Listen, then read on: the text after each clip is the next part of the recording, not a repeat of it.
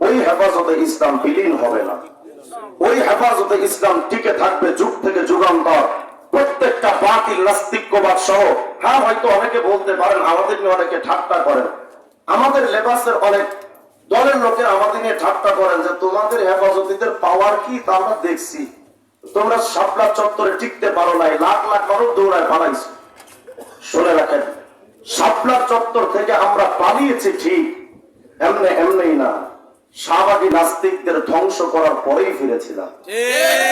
যদি ওই সময় হেফাজতে ইসলাম গর্জে না উঠতো, বাংলাদেশে নাস্তিক্যবাদের উত্থান হতো আর তাওহীদপন্থীদের পতন হতো।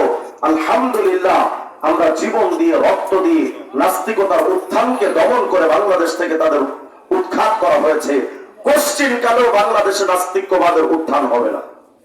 সুতরাং হেফাজতে ইসলাম যেই শহীদি কাফেলা, শত শত আলেরা রক্ত ঝরেছে, মাসের পর মাস, বছরের পর বছর আমরা কারাগারে থেকেছি, শুধুমাত্র ইসলামের হেফাজত, হেফাজতে রিসালাত, হেফাজতে তাওহীদ, আল্লাহ পাকের ওয়াহদানিয়ত, রিসালাতকে হেফাজতের জন্য যে হেফাজতে ইসলামের সংগঠনের আবিষ্কার, এই হেফাজতের সাথে সংযুক্ত থাকাকে আমি নিজে সৌভাগ্যবান মনে করি। মুরব্বীদের এই তত্ত্বাবধানের ছত্র ছায় আল্লাহ পাক যেন আমরণ আমাদেরকে রাখেন। আজকে এখানে আমাদের নিবেদিত একজন প্রাণ আসছেন, হেফাজতে ইসলামের জন্য নিবেদিত প্রাণ, আল্লামা মুহিউদ্দিন রব্বানী দামাত বারাকাতুহু। হযরতকে আমরা দেখেছি ইখলাসের সাথে তিনি সবসময় হেফাজতে ইসলামের জন্য কাজ করেন। ওনাকে আজকে এখানে উপস্থিত হওয়ার সবচেয়ে বড় সবক আপনাদের হওয়া দরকার যে হেফাজতে ইসলামের পক্ষে কাজ করতে গেলে কোনো স্বার্থ তলব করা যাবে না। যে মানুষটা আপনারা দেখছেন, উনি আজ পর্যন্ত নিজের কোনো স্বার্থ তলব করেন না। যদি নিজের কোনো স্বার্থ তলব করতেন, লাখ লাখ কোটি কোটি টাকা ইনকাম করতে পারতেন। আমি আমাদের এক জুনিয়র এক ভাইয়ের কথা আপনাদেরকে বলি। আমি তখন কারাগার থেকে বের হয়েছি, উনিও কারাগারে ছিলেন, আমি ছিলাম, উনি ছিলেন 22 মাস। আমাদের থেকে বয়সও কম, অবস্থানের দিক থেকে কম।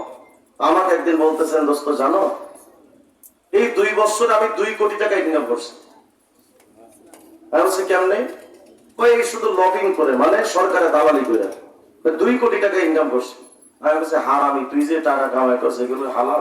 তাগুতের টাকা হালাল, মুহূর্তে জায়েজ করে দেয়। তো বোঝাতে চাচ্ছে, আমাদের থেকেও ছোট মানুষরা যদি দালালি করে কোটি কোটি টাকা ইনকাম করতে পারে, মুহিউদ্দিন রব্বানী দামাত বারাকাতুহুদের মতো এত বড় সিনিয়র পার্সনরা যদি একটু দালালি করতেন, কত কোটি টাকার মালিক হতেন।